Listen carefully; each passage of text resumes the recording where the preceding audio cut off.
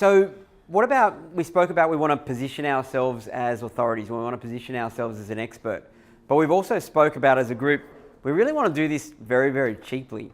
So what's the cheapest way we can get our message out to a mass market? And this is the cheapest way that I know. So for mastering Facebook to become, basically to build your brand, and here we're going to use a thing called video view ads, which is really, really cool. So Facebook video strategy for cost-effective cold traffic, positioning, leverage, and conversion. This is the cheapest way. Like, I think there's never been a better time in history to brand yourself as an expert, and this is the cheapest way I know to do it, what I'm going to show you now. Okay, so a little bit of background, so the facts, why we do this. So most people don't know you and they don't know your brand, right? So unless you're already a superstar, but even if you are a superstar, there's still people who don't know you and they don't know your brand. Most people need multiple touches with you before they're ready to convert. So we need them to know us, like us, trust us, that kind of stuff. So we want to get multiple touches with them. Does anyone remember the game Lemmings? There's these little frustrating guys and you had to keep putting up blockers or whatever and to stop them walking off the cliffs, and then you had to build bridges and things. But what this is, that picture's there on purpose because 95% of traffic won't do what you want it to do. Remember, like if we drive 100 clicks and we've got a 5% conversion rate, remember 95% of them aren't doing what we want them to do. So that's why we need to add in remarketing, remember, which is where they've visited our website or watched our video and we can show them other ads. Okay, and we need them coming back. Remember, we need to build something sticky and we need to do it cost effectively.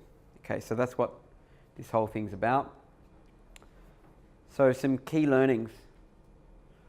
Everyone wants this cash spewing machine, but the reality is we need to lead with value, put value out in advance. We need to be prepared to plant seeds now that we can harvest later. So what I'm going to show you now you're not necessarily going to monetize this on day one, but what you will do is you can build a video view of hundreds of thousands of people very, very cheaply. So it's what I call like patient direct response marketing. So putting content out, knowing you're going to monetize it, but you're not focused on, this is not a campaign that we're building to just monetize straight away. This is like just leading with value. So this is like this massive game changer, which was called Facebook video view ads, and it's been out for a couple of years now. So, but if you look at it, I don't know whether you can see it, but the cost per view is like 3 cents a view, and so you're getting thousands of views for very, very cheaply. But they call a view like 3 seconds and above, and 3 seconds isn't really a view. So the stat, to be fair, is a little bit skew but what it does show you is that you can get a lot of eyeballs very, very cheaply. It's the fastest way to blow up your brand, I think. And this combined with remarketing, which we've spoken about, where they visit your website and then they go to Facebook and then you show them ads, makes it really, really powerful. And based off that concept of we need to fill the holes in the bucket. We know that they're turning up, we know that they're not buying, so we need to fill the holes in the bucket. And this allows us to create perpetual motion. So over time you want to build the snowball bigger and bigger and bigger, which is really, really cool. And like what Mark said happens with your business once you do this, people saying, I see you everywhere. So we want that for each of you, not just for Mark. Okay, so we now know the theory, we know what we're trying to overcome and what we're trying to achieve. So let's look at how are we going to make that happen. Step one, we want to create videos that they want. So remember, not necessarily what they need. So they may need a certain thing, but if they don't want it, then it's not going to interest them. So lead with what they want, and once they're your customer, you can give them what they need. So if you're leading with, I don't know what people don't like, just the all vegetables diet and no junk food or no whatever, yes, that's probably what most people need, or they need less, burn off more than you're eating, that kind of stuff, but that's not really going to be sexy for them. So figure out what they want. Here, this is a professional shoot that we did, but it doesn't have to be a professional shoot. This is my exact kit that I use. You can just use an iPhone, and that'll work fine. This is a Canon EOS, I think it's a 700D, that's my camera. I got this from Dale Beaumont actually. And then this lens that goes on it is so basically it's a 50mm lens. So what this is about, a 50mm lens, if I focus in on you, it'll focus on you and it'll blur the background. So it looks like a professional. That lens is the secret to how you do a professional looking shoot.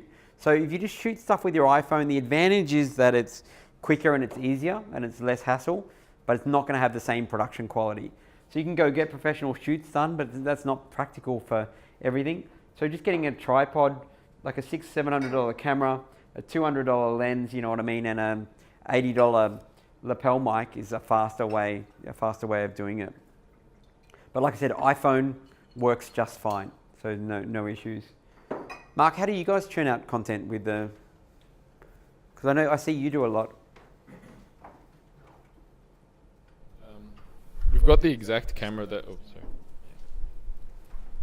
We've got the exact camera that we use in the Wolfpack book. So if they flip to that page, they can see the camera. But Liz has a camera that she uses that she likes. It's her camera, and she's got a specific lens on that. And we've got two lenses that we go between. I'm not sure if they're 50mm or not. I'm guessing one of them is because it lets in blurs the background. Yeah, and the other one is we use more for like zoom in for photos. Okay. So it's a combination of what Liz. So everything's digital SLR. Yeah. Yep. No. Gotcha. It does matter from a production quality point of view, I find. But if you're just doing photos, is everyone familiar with portrait mode on these? It's amazing. You just so portrait mode. I think it came out on about the 7, and it basically looks like 8, was it? Right. Yeah. So yeah, I thought so. Yeah, 7. But basically, it makes you look really good, and it blurs the background and stuff. Like brilliant.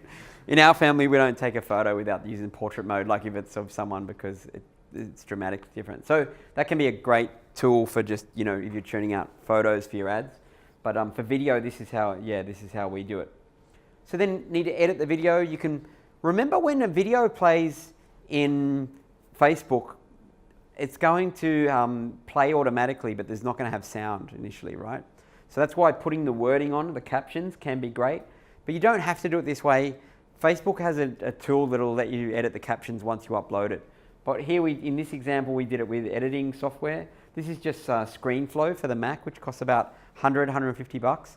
It's just quick and easy to use. And again, if you don't know how to use it, you would type into YouTube ScreenFlow tutorial, and it would show you pretty much how to use it. You only really need to know how to do 3 or 4 things, and then off you go. So you create a video. These days for social, that's an older screenshot. These days for social, everything we're making is pretty much square, like 1080 pixels by 1080 pixels. If it's a video, that's basically what we're doing.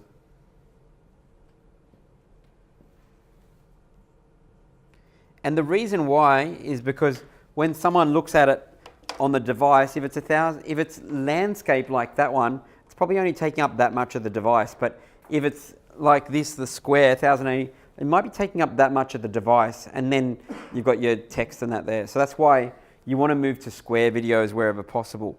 It doesn't, and I remember when I first heard that, and people were asking me about, but how do I shoot square video? You don't have to shoot square video.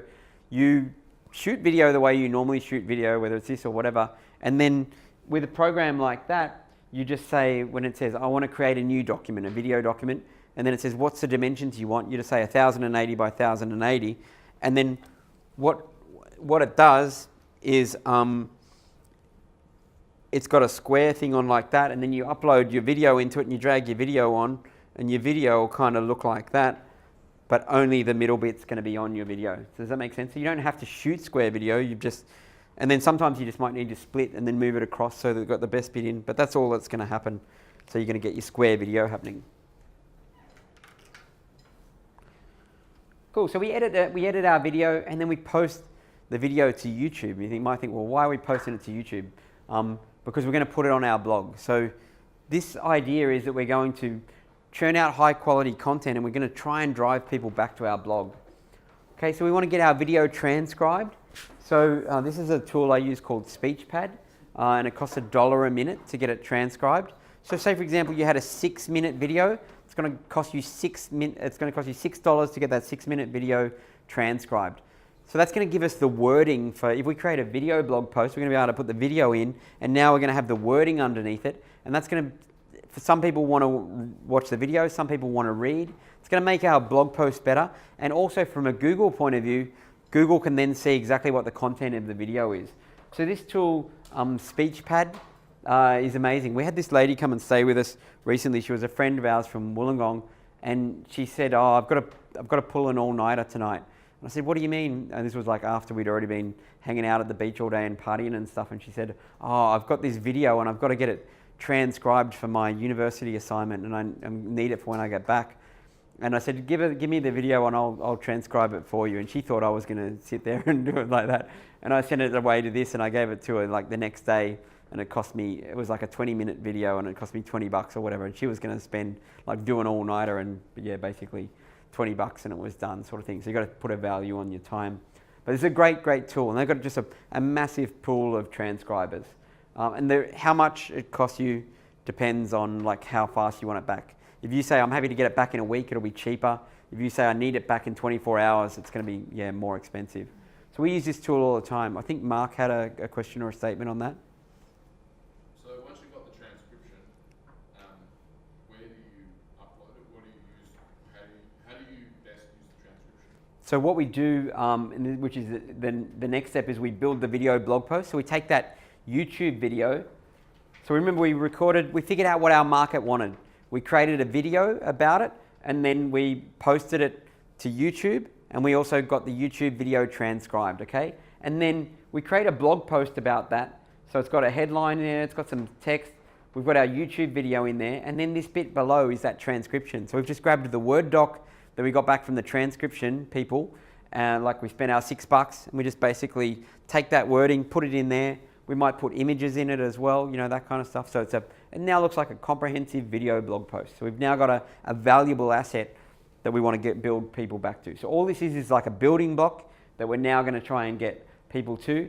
But remember, we need to put social signals out there that this is good content. So if you've got an email list, now send an email to your list saying this is a really valuable piece of content, that I think this would help you guys. And remember, it's going to give you a bit of a boost because you've got people coming back to it. If you've got an autoresponder, if it's a great piece of content, you might also want to add it onto your autoresponder. So autoresponder is talking about when people have opted into your list and then you're going to automate, follow them up with messages. I just don't want to make it too complicated, but that's another thing to do.